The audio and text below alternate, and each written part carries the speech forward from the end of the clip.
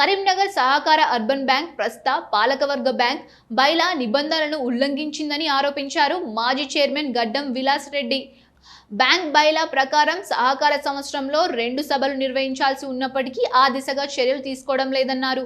కరీంనగర్లో మీడియాతో మాట్లాడిన ఆయన ప్రతి సంవత్సరం మార్చి 31లోగా మొదటి సమావేశం, సెప్టెంబర్ 30వ తేదీలోగా రెండవ సమావేశాన్ని నిర్వహించాలన్నారు. అయితే మార్చిలో నిర్వహించాల్సిన సమావేశాన్ని కోరలేదని కారణంతో మార్చి 29, 2026 రోజున వాయిదా వేశారన్నారు. తిరిగి ఈ సమావేశాన్ని ఎప్పుడు నిర్వహిస్తారో ఇప్పటికీ స్పష్టం చేయలేదన్నారు. ప్రస్తుత చైర్మన్ కర్ర రాజశేఖర్ జనరల్ బాడీ సమావేశం, రిప్రజెంటేటివ్ ఎన్నికలు జరపాలనుకున్నా తప్పనిసరిగా సర్వసభ్య సమావేశం ఆమోదం పొందాలని అన్నారు. ఈరోజు అర్బన్ బ్యాంక్ గురించి చెప్పదలిస్తే 29 మార్చ్ 2026 రోజున రిషి భవన్లో సమావేశం ఏర్పాటు చేయడం జరిగింది, సర్వసభ సమావేశం. ఈ సమావేశానికి కోరం లేదని ఇప్పటి అధ్యక్షుడు కర్ర రాజశేఖర్ వాయిదా వేయడం జరిగింది. రిషి భవన్ కెపాసిటీ 200, కానీ అర్బన్ బ్యాంక్ సభ్యులు 18,000 మంది ఉన్నారు. 18,000 మంది ఉన్నప్పుడు 200 పెట్టి కోరం రాలేదని వాయిదా వేయడం అనేది సిగ్గుచేటు అని నేను ఈ సందర్భంగా తెలియజేస్తున్నాను.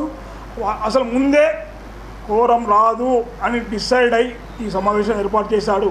దానికి నేను అభ్యంతరం చెప్పడం లేదు. ఆల్రెడీ మొదలే నేను రిజిస్ట్రార్ గారికి లెటర్ ఇచ్చాను. ఏమని, ఇది కరెక్ట్ కాదు కృషి భవన్లో పెట్టడం, 18,000 మంది ఉంటే 200 మంది పట్టణాలు ఎట్లా పెడతారు అని వాయిదా వేశారు. వాయిదా వేసిన రోజు కోఆపరేటివ్ రూల్ ప్రకారం ఖచ్చితంగా మళ్ళీ సభ ఎప్పుడు జరుగుతుందో చెప్పాలి. అది కూడా 31 మార్చి లోపలనే సభ జరపాలి. కానీ 31 అయిపోయి వాళ్ళ 4th ఈ రోజు వరకు మళ్ళీ ఎప్పుడు జరుపుతామని కూడా ప్రకటన చేయలేదు. కాబట్టి బ్యాంక్ బైలా ప్రకారం 31 దాటిన తర్వాత 1వ తారీఖు నాడు వాళ్ళు డిస్క్వాలిఫై అయిపోయినారు. కాబట్టి నేను ఈరోజు ఇచ్చాను, 31 రోజు ఇచ్చాను, దాదాపు 3 అప్లికేషన్లు ఇచ్చాను రిజిస్టర్ ఆఫ్ కోఆపరేటివ్ సొసైటీ వాళ్ళకు. కానీ దాని మీద చర్య తీసుకోవడం లేదు. ఇప్పుడు నేను మీ ద్వారా తెలియజేయడం ఏమనగా సభ్యులందరికీ మన బ్యాంక్ పాలక వర్గం రద్దయిందని ఈ సందర్భంగా మీ అందరికీ ఘంటాపదంగా చెప్తున్నాను. ఎందుకు అనంటే బైలా రాసింది ఏమని, 31 తర్వాత మరుసటి రోజు ఆటోమేటిక్గా రద్దయినట్టే. నేను సిఓ గారికి చెప్తున్నాను, మరియు డీసీఓ గారికి చెప్తున్నాను మీ ద్వారా.